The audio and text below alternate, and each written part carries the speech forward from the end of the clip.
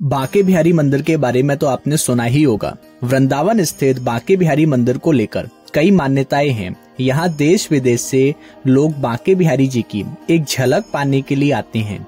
वैसे तो मथुरा वृंदावन में भगवान कृष्ण के बहुत सारे मंदिर बने हुए हैं, लेकिन बांके बिहारी मंदिर की प्रसिद्धि एक अलग ही है।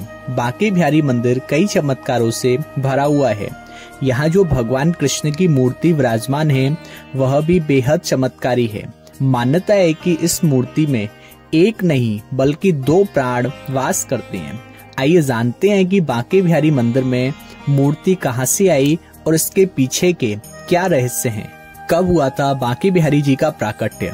बांके बिहारी मंदिर में भगवान कृष्ण की काले रंग की मूर्ति विराजमान है। मान्यताओं के अनुसार बांके बिहारी का प्राकट्य मार्गशीर्ष मास की पंचमी तिथि के दिन हुआ था। हर साल इस दिन वृंदावन में विशाल उत्सव बनाया जाता है और देश विदेश से यहाँ लोग दर्शन के लिए आते हैं।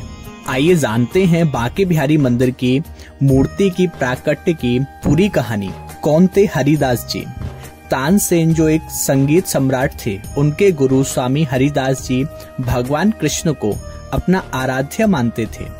उन्हें संगीत भगवान कृष्ण को समर्पित कर रखा था। वह भगवान कृष्ण की भक्ति में पूरी तरह से लीन थे। वह भगवान कृष्ण की रासलीला स्थल निधिवन में बैठकर भक्ति गीत गाया करते थे। जब भी हरिदास की भक्ति में पूरी तरह से लीन होकर गीत गाते थे, जब भगवान श्री कृष्ण हरिदास जी को दर्शन देते थे। एक दिन हरिदास जी निधिवन में बैठकर अपने पद गा रहे थे। तभी उनके शिष्य वहां आए और उनसे बोले कि हमको भी राधा कृष्ण के दर्शन करने हैं। इसके बाद हरिदास जी अपने शिष्यों की भावनाओं को ध्यान में रखकर भजन गाने लगे। कुछ देर बाद भगवान कृष्ण और राधा रानी उन्हें दर्शन दिए। उन्हें भगवान कृष्ण और राधा रानी से अपने भक्तों की इच्छा के बारे में बताया। तब भगवान कृष्ण और राधा रानी ने उनसे उसी स्वरूप में वहां ठहरने की बात कही। इस पर हरिदास जी ने कहा कि हे प्रभु, मैं तो एक संत हूँ, मैं आपको जैसे तैसे रख लूंगा, लेकिन राधा रानी को कैसे रख पाऊंगा? उनके लिए रोजाना नए वस्त्र और आभूषण कहाँ से लेके आऊंगा?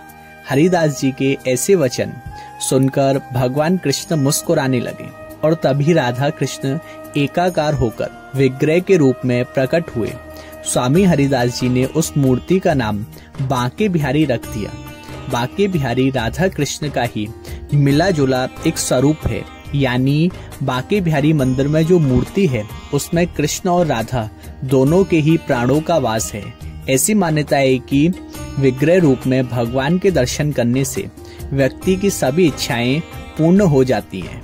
अगर आप भी श्री धाम वृंदावन आ रहे हैं तो बांके बिहारी जी के दर्शन करना बिल्कुल भी ना भूलें। और ये वीडियो आपको अच्छा लगा हो तो अपने आगे के दोस्तों को शेयर कीजिए जिनके साथ आप श्री धाम वृंदावन आना चाहते हैं। तो हम मिलेंगे फिर ऐसी किसी वीडियो में। तब तक के लिए राधे राधे, जय श्री कृष्ण, जय बिहारी जी की।